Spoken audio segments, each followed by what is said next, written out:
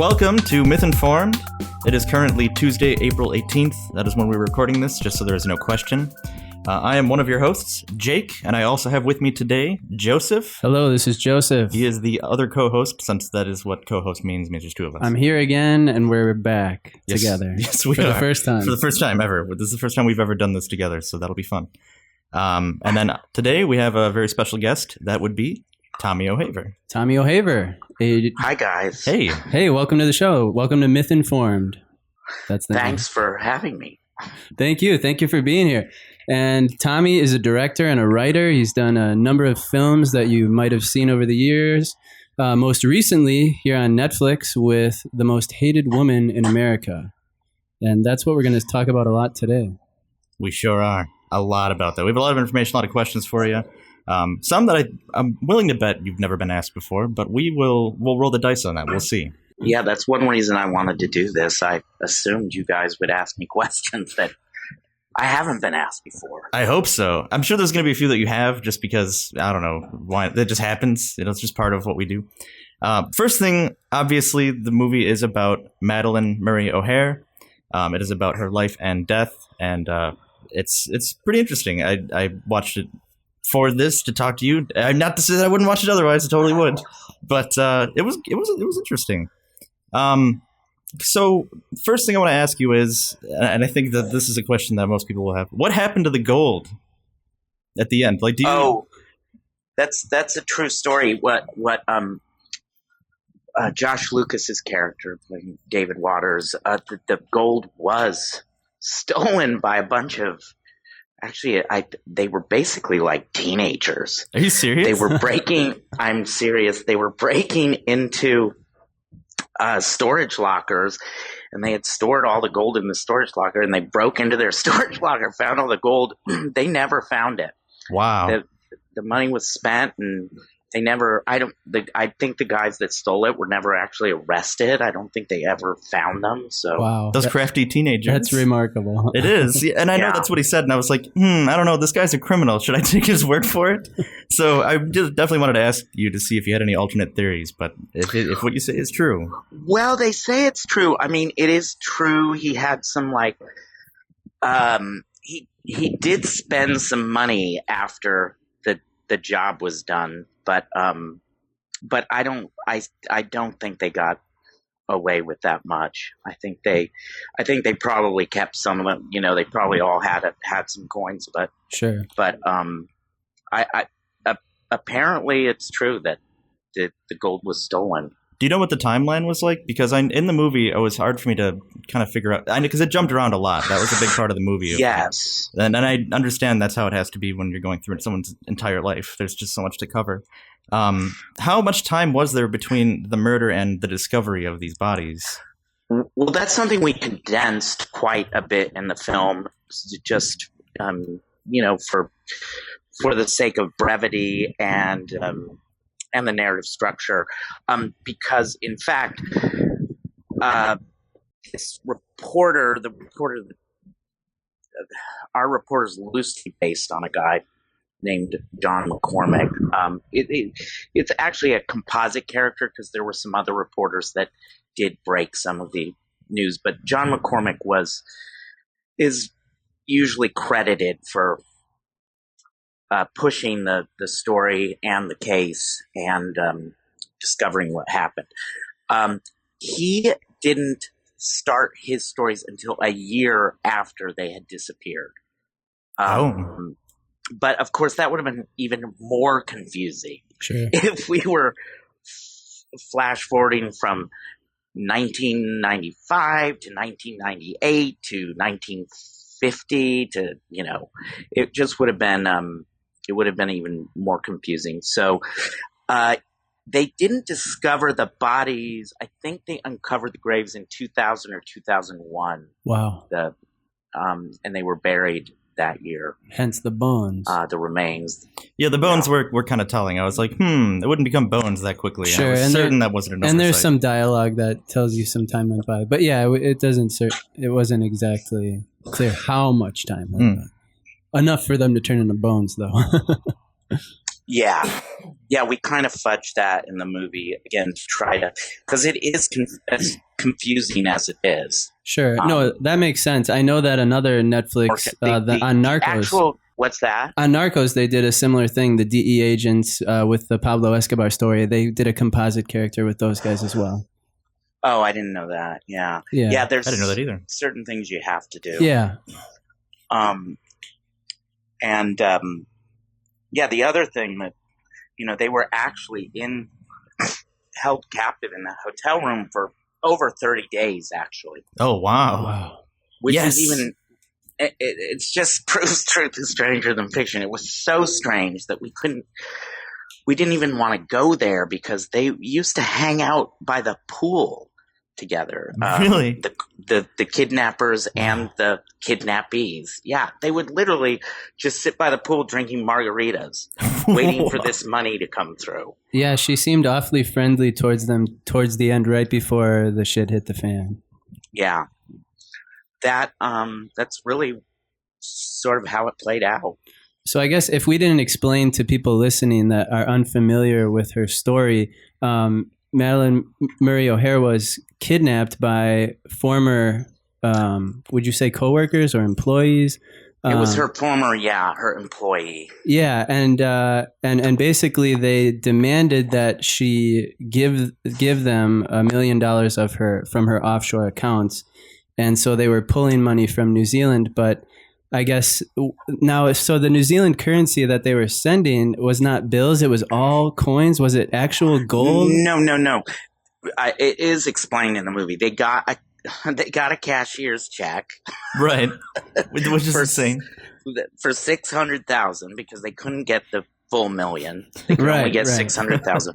They got a cashier's check, and then they took that to a gold dealer and bought $600,000 worth of gold coins. Oh shit! Okay.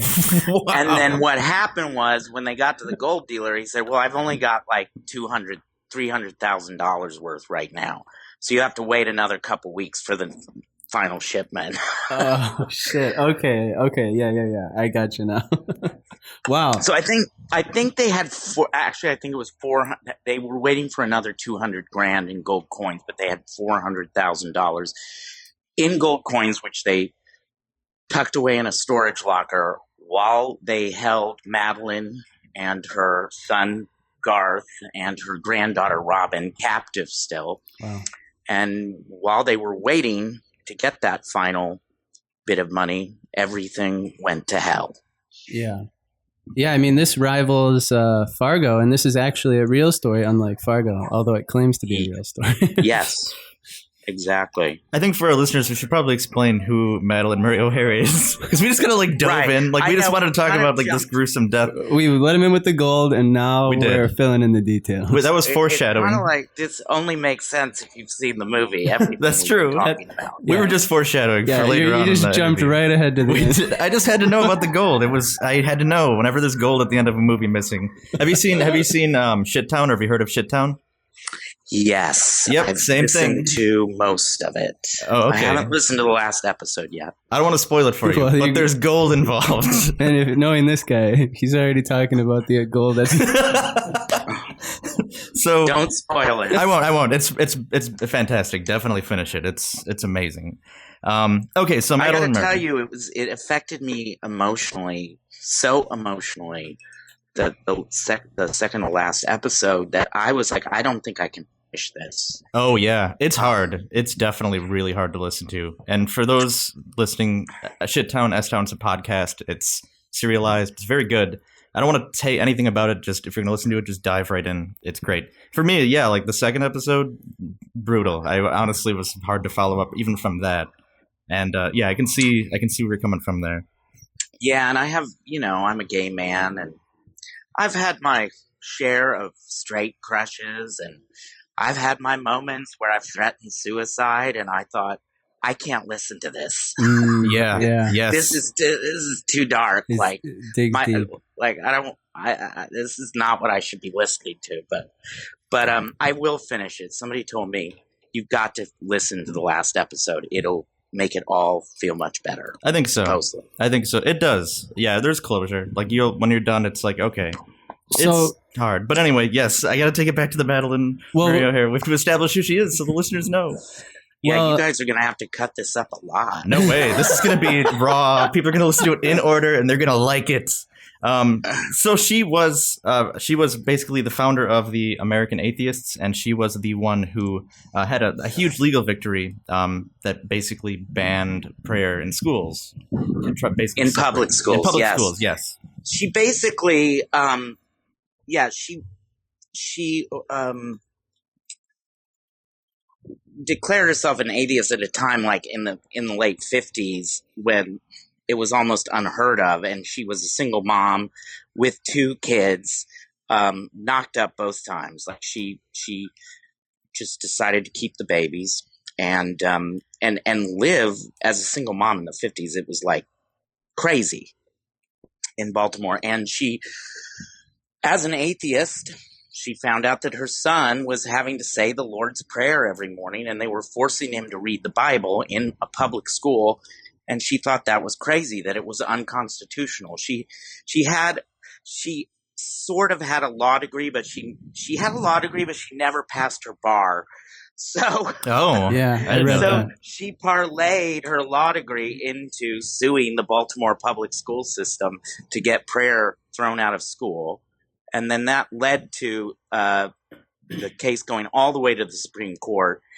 And she won and because of that, became the most hated woman in America, because being a predominantly Christian nation, people were not happy with that decision. A lot of people were not happy with it. And then she parlayed that into American Atheists, the first organization, or the first major organization of its kind in the United States. Yeah, pretty significant.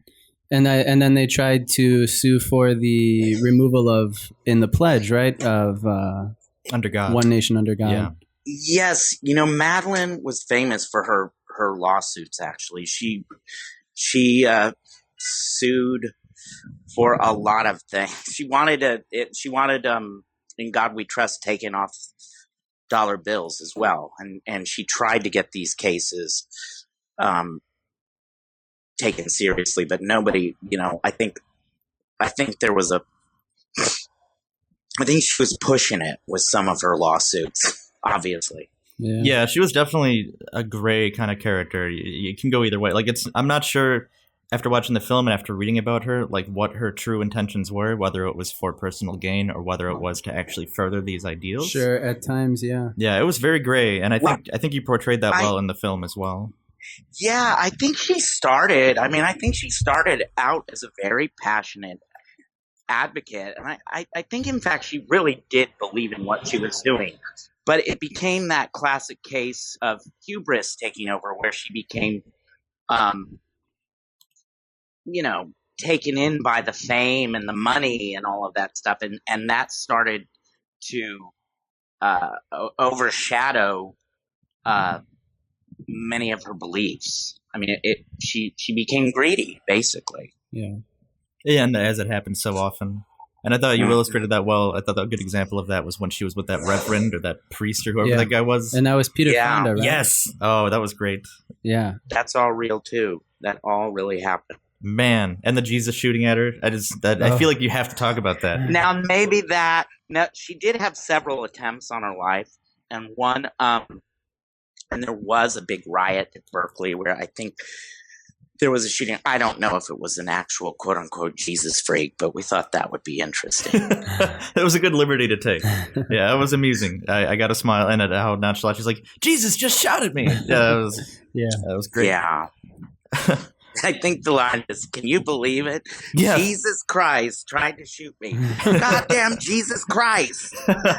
Funny you say that. So was she, because I know you pulled a lot of quotes from things that she actually said. Was she that liberal with saying goddamn? Because she said goddamn like every minute. She said it all the time. She said that and the F word constantly. That's constantly. Good. Then you did it justice. I mean, there's a famous or an interesting quote from her son, actually, Bill Jr. This was when it was rumored she had left for New Zealand, because when they were kidnapped, the people at American Atheists and a lot of people who knew her just assumed she had left with her son Garth and granddaughter Robin for New Zealand to retire on all the money they were hiding out there. But her son, at a certain point, realized there's no way she could have gotten away, because he said, "Can you imagine this huge woman whose every other word out of her mouth is the F word? There's no way that woman's getting out of the country without anyone noticing." Right. Oh, fair warning, you can swear like crazy. That we don't have any, as far as I know, there's no rules unless things have changed. So you can just say like, you can swear like it's going out of style. So I'm not on NPR or anything. No, this isn't NPR. We try to have the same standards, but with fucks and shits. Yeah. Okay. Great. So I'm curious. I noticed with some of your earlier films, your first one, Billy's Hollywood Screen Kiss, and An American Crime, it seemed like the first one. The obvious connection with the first one, American Crime, it seems to have been from your hometown. Yeah. So those were definitely probably more personal films. I'm wondering, what's the personal connection that you felt to this particular story about Madeline? Well, it's interesting because I didn't really know this story very well. I didn't know it at all, in fact, when it was first proposed. Max Handelman and Elizabeth Banks, who are the producers, they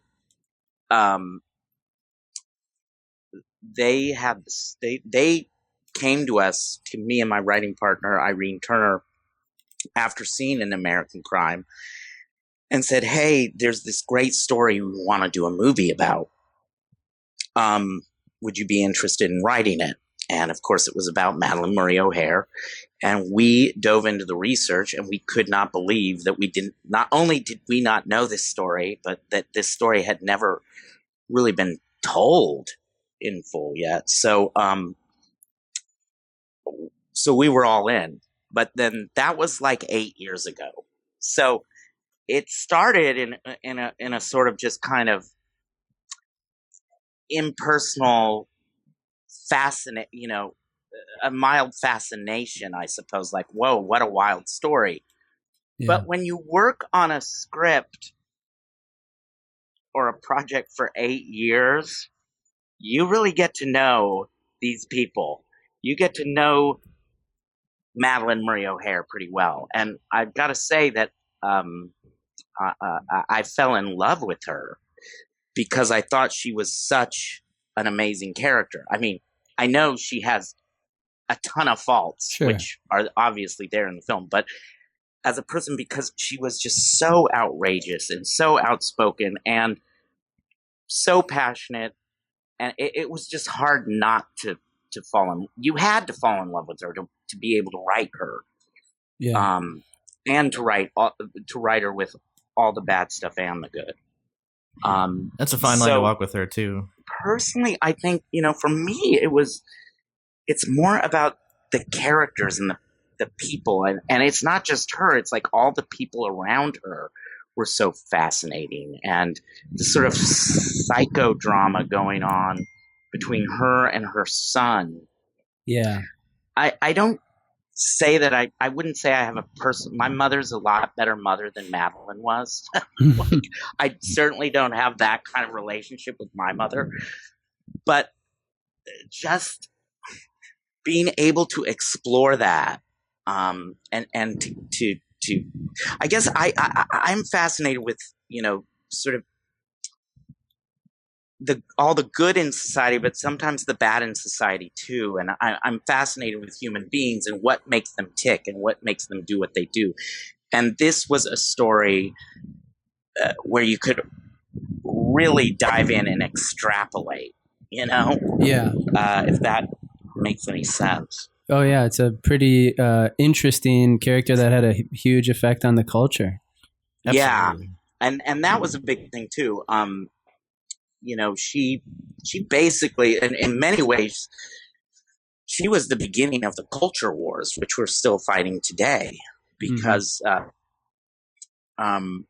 she was one of those, like now you look at Mila Yiannopoulos or Ann Coulter. She was kind of like that character, but on the opposite side. And she was one of the first people in modern culture to really manipulate the media to create a sort of an image of herself that was designed to wind people up, to make people angry, to confront people.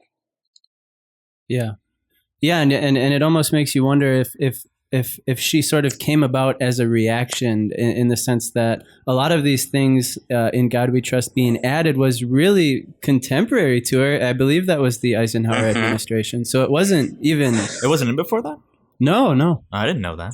Yeah, it was very recent. So it was almost did the Christian culture in this country take it too far to bring about a Madeleine? Yeah, perhaps. I mean, she's also very much a product of the '60s, and she would. I doubt that she would.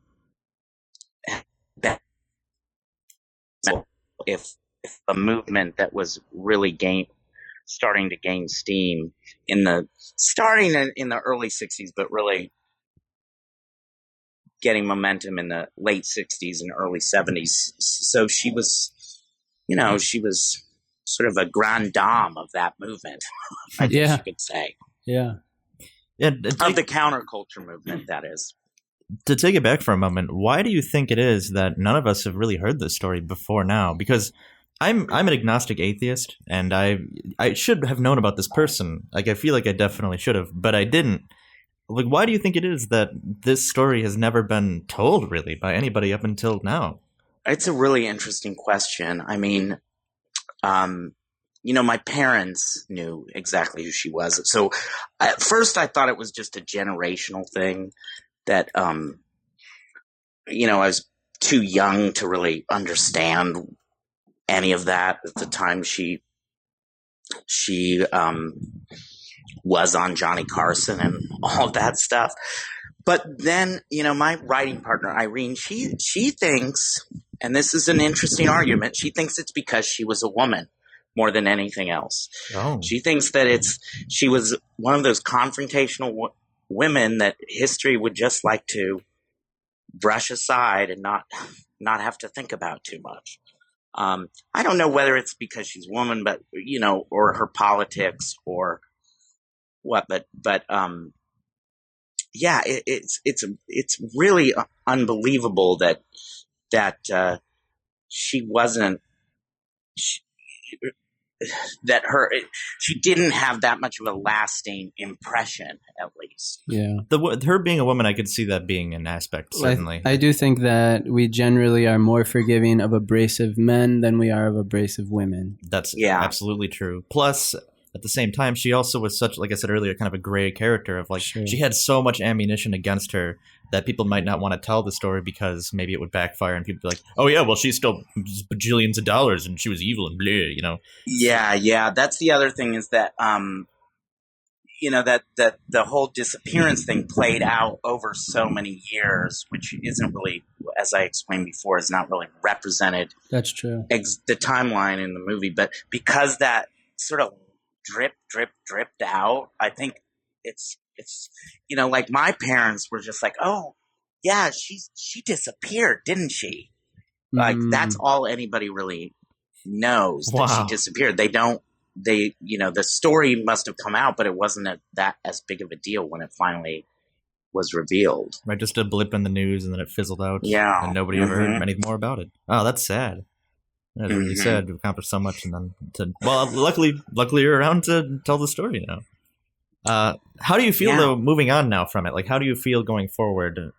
Is it going to be weird? Because you said you've been working on this for 8 years or 7 years, 7 to 8 years. Yeah. That's a long time for one project. So, how does it feel to be done, to be moving forward then after that? And is it going to be a thing that you think about? Is she going to be with you forever now, or is it one of those things? She's definitely going to be with me forever. Madeline's definitely going to be with me forever, and especially Melissa Leo's version of Madeline. Yes. Melissa will always be Madeline to me. Yes. Absolutely. I can see why. But, I guess you also reach a point where when you make a film and it's done and it's out, the best thing to do is just move on. Agreed. Mm-hmm. Do you get that like post-creation sadness though? I have to ask because I write books and stuff, right? I try and fail mostly, but when you're done with any project, there's like that post-project depression. I just have to ask: do you get that? A little bit, but with something like this, it takes so long. Like we're still, even though it's on Netflix already, there's still like a bunch of post deliverables that haven't been delivered yet. So it's also a kind of a drip. Yeah, those damn deliverables. So you kind of like, I'm still kind of living with elements of it. At the same time, I'm working my ass off on a bunch of new things, and those things started to percolate while I was cutting this film. And so you just kind of try to focus on the next thing so that, so that you don't feel too sad. Yeah. Yes. Yep. That's the trick. Once you got one project, you're already got to be thinking about what's the next. What's the next two? Yeah. You have to always exactly, and that's especially true in Hollywood. So, did you guys know? At what point did you guys know that you were going to be releasing this through Netflix? Was that the plan from the start, or did that come about later? No, I'm not supposed to talk about this. Okay. Oh, we don't have to. We can cut it. But originally, no, it's fine. I can talk about it now. The movie's on Netflix now. I don't think, but it originally was for Lifetime. Oh, originally. So it started. This is when I say it was even somewhat impersonal. Yeah. It was like, oh, this is a really interesting story, and we'll get paid by Lifetime to write a script, and the whole time I was thinking that we were writing this and we were getting more and more into it, and we did research. We went down to Austin, and it was unfortunate because we were writing it and we had to really tone her down. And the whole time I was thinking, there is no way Lifetime is going to make this movie. Yeah, there's no way. No, absolutely not. God darn it. Darn it. God darn you fudges. Yeah. So we did our final draft for them, turned it in, and of course they said, you know what, we're not going to make this movie. No. And Irene and I were like, yes, now we can do it the way we need to do it. Yes. Now we can, and then we did. It's actually labeled on my computer. I saw it the other day. The Madeline fuck draft, which means we get to say fuck now. Yes. Oh, good. And so we rewrote it with all the fucks and the goddams and the shits and everything we wanted to do but felt too constrained to do. And then I saw Melissa Leo in The Fighter, and I was like, oh my God, she's incredible. Yeah. I sat down with her. She attached herself. And then it was like trying to, we went through some various iterations with other cast members trying to put together the money independently. But I'm not going to lie. It's not easy to make a movie about a murdered atheist. Yes. It's not something that everybody wants to just shell out a bunch of money for. And then after a few years, and I just stuck with it. We stuck with it. I did like a staged reading with Melissa, and Juno Temple came to that, and some other actors. And then about 2 years after that, Elizabeth Banks and Max Handelman had a meeting with Netflix, and they said, we're gonna do like 10 low budget movies. And they said, hey, take a look at this script. We've got Melissa Leo playing Madeline Murray O'Hare, and they said, we're in. And this was like 2 years ago. And then we just, they had to negotiate the deal with Netflix. And once that was done, we started going out to other cast, and it just all kind of snowballed from there. Great. So you've all of your films have been to one degree or another independent. Would you say that's accurate? That is not totally accurate because Get Over It and So that was Mila Miramax. and Enchanted, those were from Miramax. But now. while Disney owned them. But while Disney owned them. So they were much bigger budgets. I mean, and I wouldn't call those, even though Miramax is independent, it's independent of the studio system, perhaps. Yeah. But it wasn't of Disney. So it didn't feel like it. It didn't feel like you were on it, even though it was their indie division. It didn't feel like the other ones that you've done. Yeah, like Ella was a $30 million budget. Yeah, so, that was there's big. A lot of development and negotiations that you do with the studio, even if it's Miramax versus Disney or Warner Brothers. Sort of the illusion that they make us think we're watching an independent movie, but it's just still owned by Disney. Not, yeah. You still had to sacrifice. You still had to do things differently. Not to say that you didn't have to. Like for this movie, I know you've said that the budget was hard to make the budget. Very hard, especially with all the makeup and all the times, as we discussed earlier, and all the recreating years. all that. Yes. Oh man, yeah. I can only imagine how difficult that must have been. I can appreciate that. I think it's the hardest movie I've ever made because, it's one thing to do an American Crime, which had a slightly larger budget, but maybe like by $300,000. Yeah. But that was all in one period, and most of it took place in one house. A lot of it took place in this hotel room, but a lot of it took place all over the country in 5 different decades. And there were some days where Melissa was playing 3 different ages. I mean, we had 18 days to shoot it. It was insane. Wow, it was very impressive. Yes, that's insane. I mean, if you know anything about production, that is for a movie of this scope, that is just fucking crazy. Oh, absolutely, absolutely. I can't even imagine the makeup changes alone. Yeah, and believe me, there's a lot of stuff I look at in it. That's my chihuahua. That's okay. No problem. Should I let him calm down? Hold for chihuahua. Hold for chihuahua.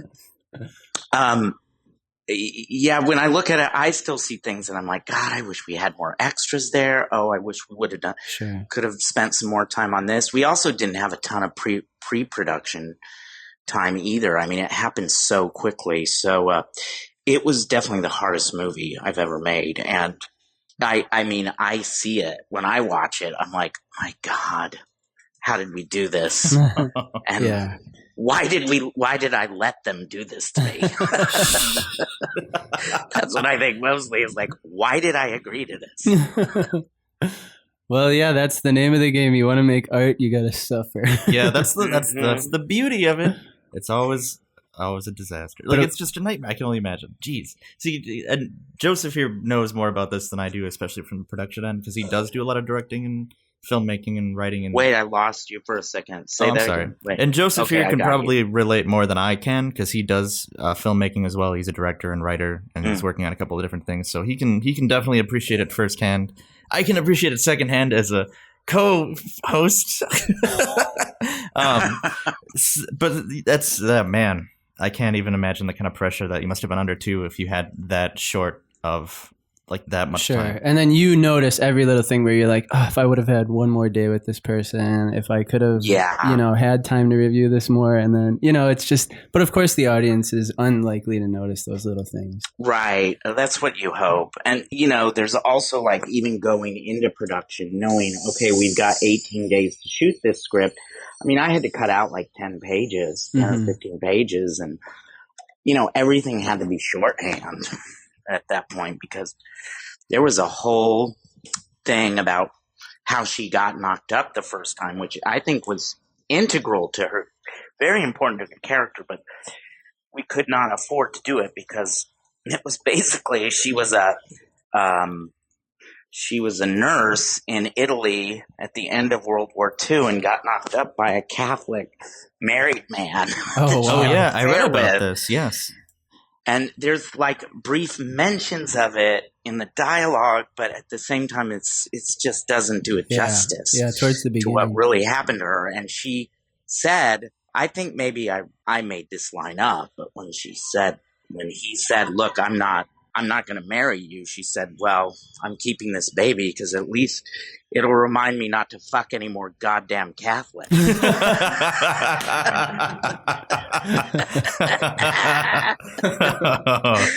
a good one. That is a good one. I don't think Madeline said that. I think I said that, but Madeline would be proud. Yeah, I imagine so. Yeah. So is there anything else that you wanted to have in the movie that you couldn't put in just because of constraints? Like any other major scenes or anything that you wished you could have added? I mean, I think the biggest loss to me was losing the backstory of her, because a lot of it's about her relationship with men. As Bill Jr. has said sometimes, she hated God because she hated men. Because all the men in her life screwed her over in one way or another. And, her father, falls into that. But her son, I mean, that was the biggest betrayal of her life when he became Christian. Yeah. And I think she felt more screwed over than ever before by a man. And then when she gets David Waters in her orbit, and she's so proud of him and thinks he's like such this great guy, and then he goes off and screws her over. It's like, it's... Yeah. I don't know what to say. She just had bad taste.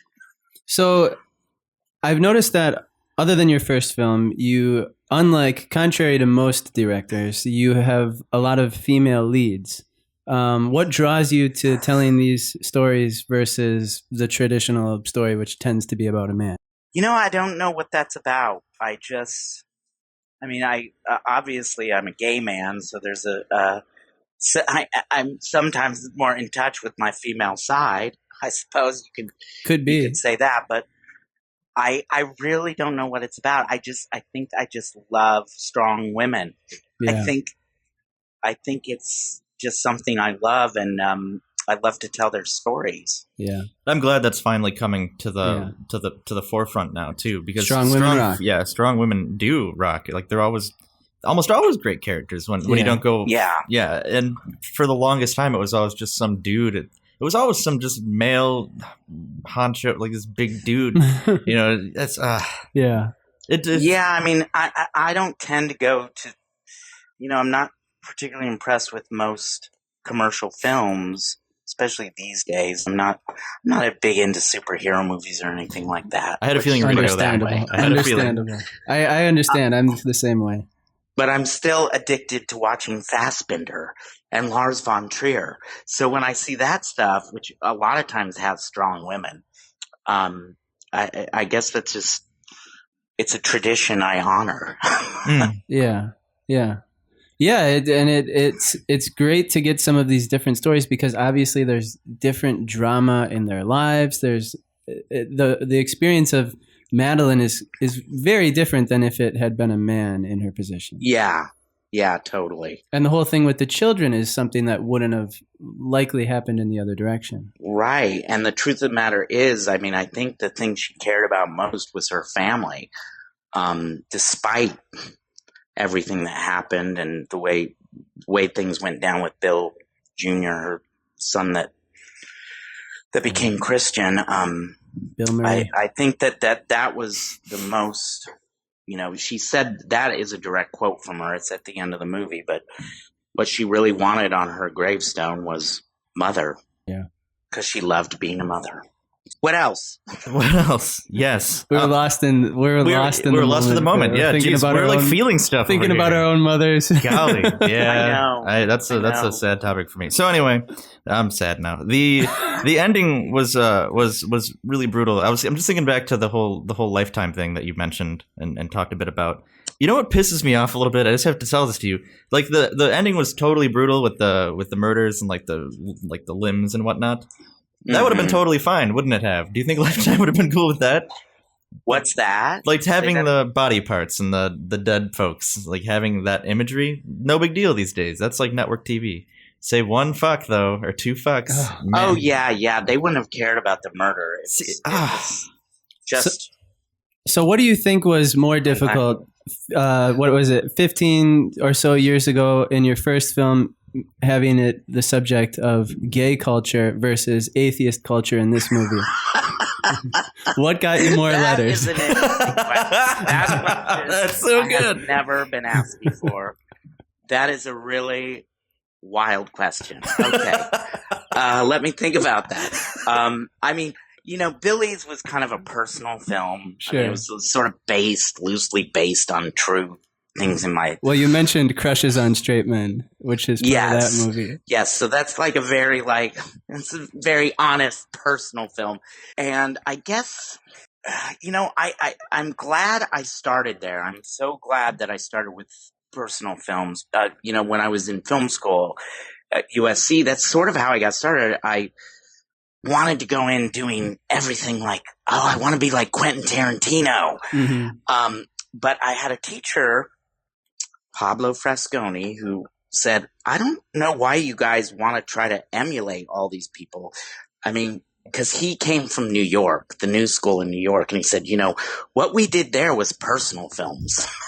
And I started to think about that, and I made a short film called Catalina, which Billy's is loosely based on as well, about an experience I had, and it went to the New York Film Festival, and I was like, oh my God, I'm all about telling my own stories now. Awesome. And then I guess, you as an artist, I suppose you mature a little bit. You find ways to relate to other people or other stories so that you're not telling the same story all the time. You know what I mean? Definitely. And I just don't know how to explain it. I teach sometimes, I'm teaching right now at Loyola Marymount, I'm teaching film, and I tell these students, like, the most important thing about a story or a film that you're going to do is, like, make sure that it turns you on, that it really, like, you want to do it more than anything. Yeah, and you've got to find a way to do that. Even with Get Over It, this silly teen movie. Yeah. I found a way to tap into that with this whole like thing about theater and, a production of Midsummer Night's Dream, which I love Midsummer Night's Dream. And that was in the script a tiny bit, but then I worked with the writer to say, let's make this like the big thing. And it was a silly movie, but it turned me on. Like, I loved doing that stuff. So, and now it has a big cult audience, so it turned out pretty good. Yeah, exactly. for a dumb teen movie with Cisco. I've never heard that expression before for the creative process and like being excited about it, to be turned on by it, but I like it. I think it's I think I've used that actually. Have you? That's like the most important thing is you if you're gonna do something, like, really make sure it turns you on. That's going to catch on. It's a big motivator. Most of the biggest accomplishments in my life have been as a result of something turning me on. Yeah, exactly. It's the passion that will eventually show through. I agree. I just feel, because I as a filmmaker here, and especially now doing movies about girls being locked in basements and atheists that get murdered. Yes. I mean, you better really love that shit if that's what you're going to try to build a career on. Yeah, no kidding. No kidding. It's not as Enchanted, shall we say. I mean, yeah. But even Ella Enchanted really turned me on. So well, I love the light. I like to mix my light with the dark. Yeah, for sure. That's the range dichotomy of life. Yeah, it really is. It's not all just one or the other. Question, because you're not an atheist, right? I'm not really an atheist. I would call myself agnostic only because I was born and raised Catholic, and I'm still very superstitious. So like I tell my mom to pray to St. Jude for me every now and then, sure. and I go to tarot card readers every now and then, and the Catholic way. I have trouble dolls. I have trouble dolls in the drawer next to my bed, just in case. Yeah, we've heard about We've heard about the gurus and stuff out there. We've talked to other folks out there, and there's like gurus that people go to be cleansed and things. Have you done any of that? I would never do that. That's too far? That's too much? It's ridiculous. The one thing is that I'm too independent to fall in line with the guru. It's hard. I would never do that. It's hard to listen to anything somebody. that's organized. I do not believe in. Are they organized? I don't really know much about the gurus. I know they exist. They're not as organized as they could be, but Oh, I see. I mean, if you're a guru, it means you're semi-organized because that implies that you have some followers. yeah. Oh, I suppose that's true. I guess about like the only like example of a guru I've ever seen was on Silicon Valley, where they had the head CEO or whatever. He had that personal guru. So I don't know anything I beyond didn't see that. You haven't seen Silicon Kind of Valley? like a life coach. Yeah, basically, he just like follows him around and he just asks the guru questions whenever he needs guidance, like spiritual guidance. But it's nothing. Not to say that would be as far as he would go. I haven't seen that episode yet. Episode? Oh man, it's like half the series. You got to get in there. Wow. I did not know. I only watched the first season, like part of the first season, which I loved. But Oh, you got to continue. yeah, It just keeps getting better. I need to get there. I haven't seen There's any of just them. So much to watch This is just going to become a podcast of me yelling at Joseph and you to watch these shows. for not watching. Yeah, like, how dare you not finish Shit Town? Why aren't you working in Silicon Valley? What's your problem, Tommy? I'm so angry. What? You're only on episode 2 of Fargo season 2? That sucks. When are you planning to watch the commentary? Well, it's okay. At least you're watching Better Call Saul, right? So you got that under your belt. No, I'm not. I haven't even. And I love Breaking Bad. I'm not even.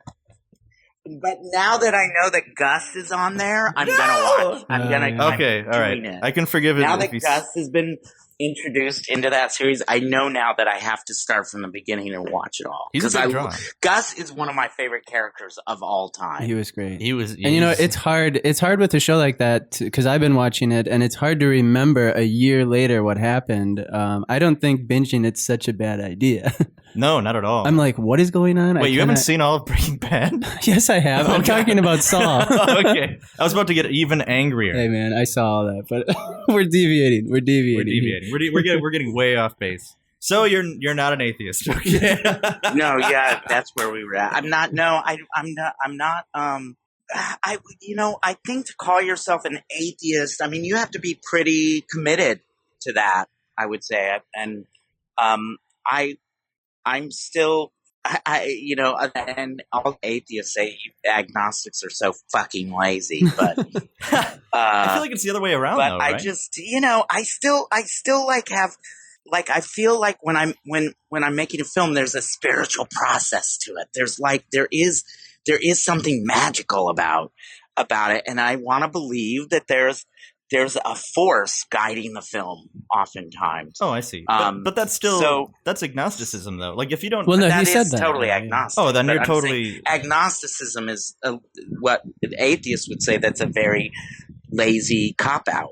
Well, I guess it's like I'm like I get really like analytical with these words, and I'm like, okay, they both start with A, which means it's the negative of these words. So it's the negative of being Gnostic. So you're saying I don't know everything, or a negative of being theist. You're saying I don't practice a religion. So I feel like it could be a softer term, but it's like the Madeleines of the world have made it such a term that where it's almost like, I don't know if I should say that because I don't want to say that I know everything, and it sort of comes across that way. right. Yeah, but you know what's interesting about Madeline? She even had a secret spiritual side. She had a guru. She was in Hawaii for a few years. Really? And there was some ex-priest that was practicing mysticism, and she became fascinated by him. So, and she was writing about him like, oh my God, this guy is incredible.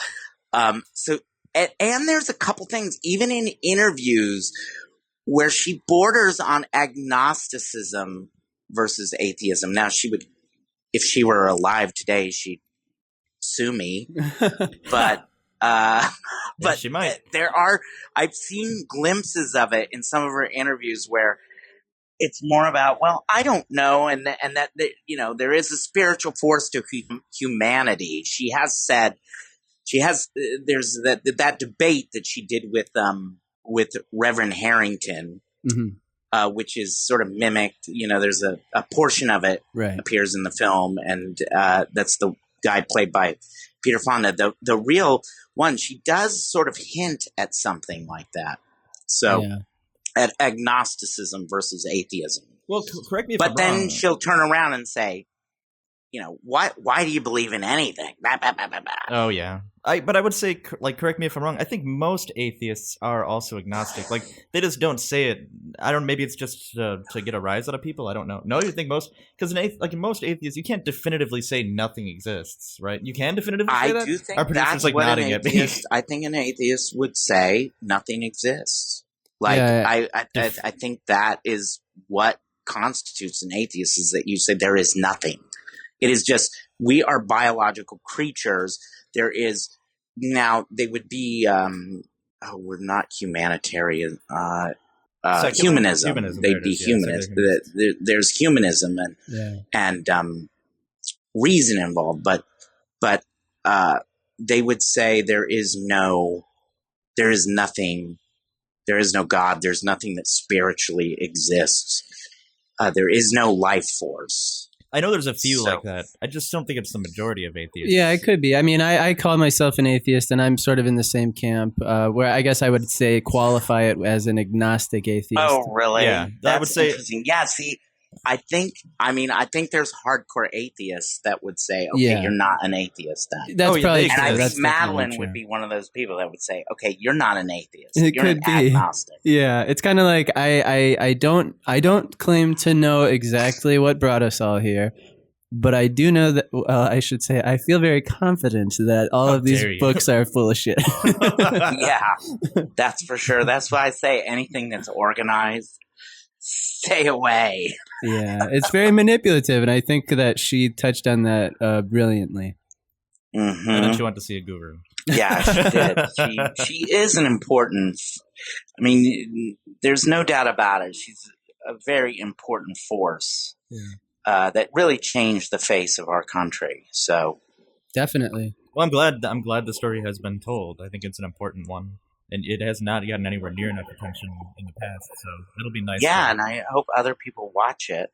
I hope so too. I mean, it's on Netflix. They will. Once they listen to this podcast, they better. There's gold. There's bodies. Yeah, and there's Netflix has done a pretty good job. We've had some pretty good press, and they put up billboards in LA, and I'm meeting a lot of people that didn't know I had anything to do with it, and That's always a good sign. It's happened twice where people who didn't know I had anything to do with it. I was at a party this weekend, and I said, "Oh yeah, this movie." Most Hated Woman in America. Oh my God, that's in my queue. Stuff like that.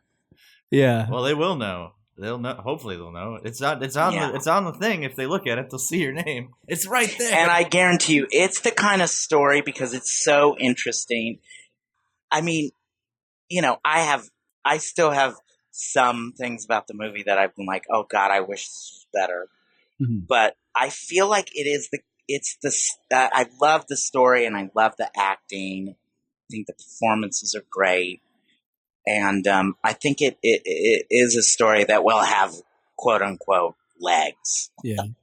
I think so too. I think it's so fascinating that it'll just constantly be rediscovered, like An American Crime. That's exactly what happened with that film. Yeah. And even Ella Enchanted to an extent.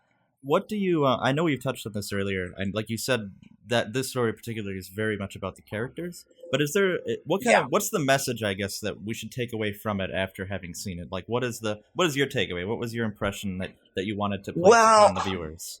The thing is, when I make a movie, I don't think about necessarily. I mean, Ella Enchanted is a different thing, but right. I don't think okay, there's a definite message here, especially a story like this. It's too complex to say, oh, it all boils down to one message. Right. No, of course. Oh my God, atheism is the best, or that's what I took out of it. I certainly was not making a propaganda film for atheism. No, and I don't think people will get that. But then I make the film, and then I look back on it, and I think, okay, what is the most, what stands out the most to me?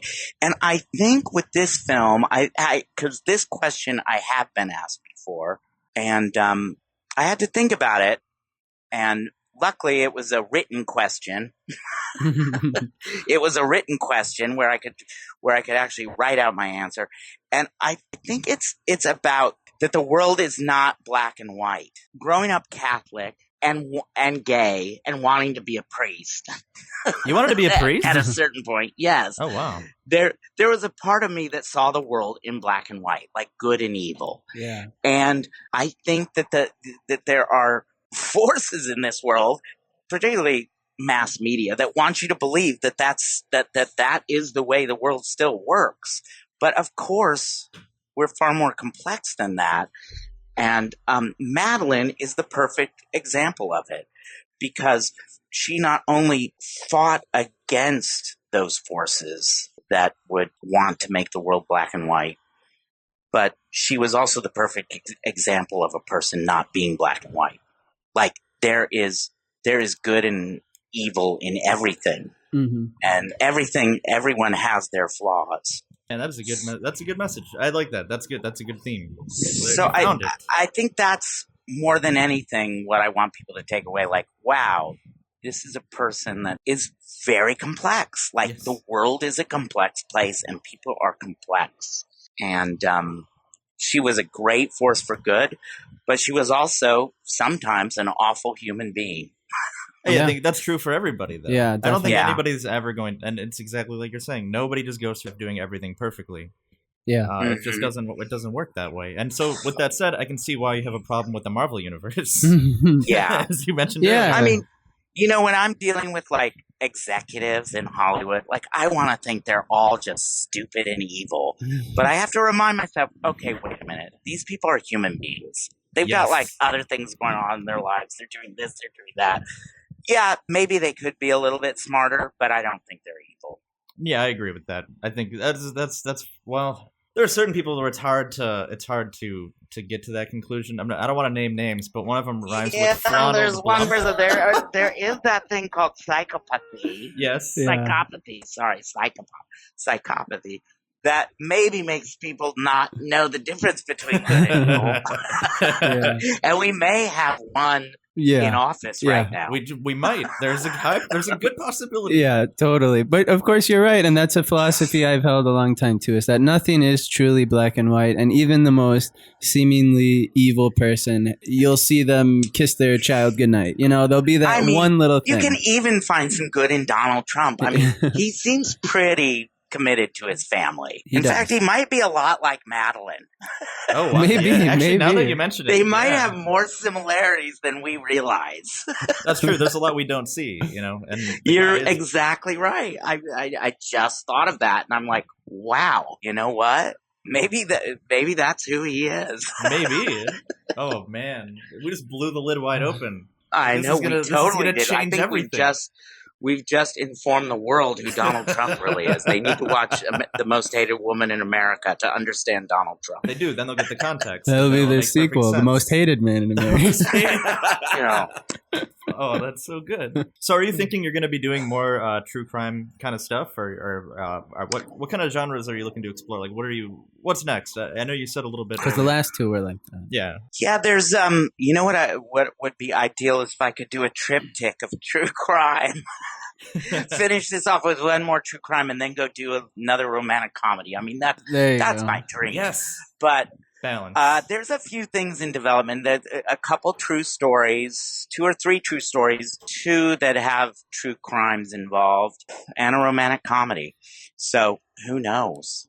That's fantastic. All right, yeah. We don't want to keep you all night. Are we good? Man. We're good. Yeah, I think we got what we need. That was fun. Yeah, I love talking to you guys. It was great. Yeah, we're about to just Joe Rogan it here and go 2.5 hours or something. Yeah, we're not gonna put you through that. We want you to when we're done. We want you to be like, that wasn't terrible. No, that was awesome. It was really great. Fantastic. It was great. And I love to talk about myself. So whenever I get the chance, there's two. I've noticed doing this. There are 2 types of people. There are the people that love talking about themselves, and I love them because there's always stuff to talk about. And then there's those that just don't. Like you ask them a question, you're like, so tell me a little bit about this. He's like, it was good. And then just silence. It's like, all right, time to fill an hour of an hour like this. Yeah. So that's Believe always me, a I concern. wish I could be that person, but I'm kind of that guy. I think sometimes those people, though, they're interviewed so much that they probably just That get could so be. they sick probably of it. die You know, like inside. I know Questions. actors that tend to be that way. Sure. The rest of us just have all these answers about ourselves ruminating for years where finally Yeah, we're like, exactly. this Like, is oh my what's God, somebody wants to know what I think. Well, Holy shit! I'm gonna close it out. Because we gotta do. This has been Myth-Informed. Thank you so much, Yeah. Tommy O'Haver, for being on the show. Everyone should go watch the movie. They should watch The Most Hated Woman in America It's on on Netflix. It's already there. We don't have to give you digs. It's there. And Go on and look if you at don't have Netflix, just watch his back catalog in the meantime until you save up enough money to sign up for Netflix. It's not cheap. Yeah. It's not cheap. It's, Yeah, you might have to Pirate Bay it though. If you don't have money. You might have to Pirate Bay the Hollywood Kiss,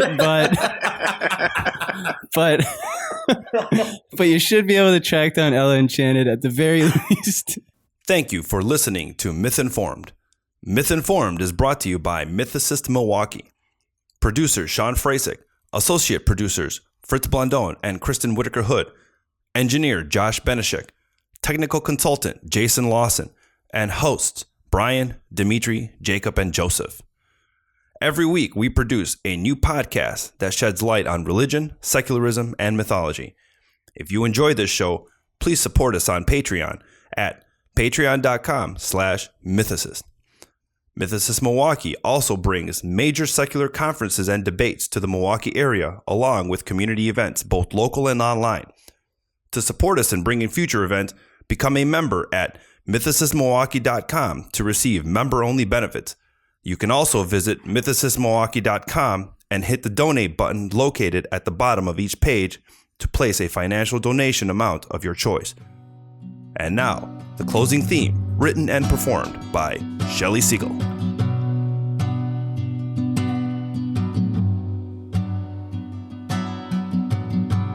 There was a time when everyone believed Helios in the sun, Poseidon in the sea, Athena's wisdom and beauty, and Hades underneath, Isis of fertility, and ether of the Greeks. They all lie at rest, and who will be the next to die?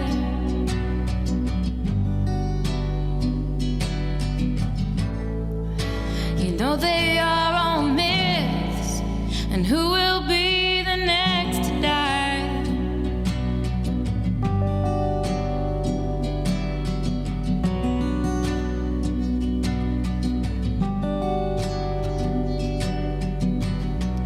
There was a time when everyone believed Helios in the sun, Poseidon in the sea, Athena's wisdom and beauty, and Hades underneath, Isis of fertility, and ether of the Greeks. They all lie at rest, and who will be the next to die?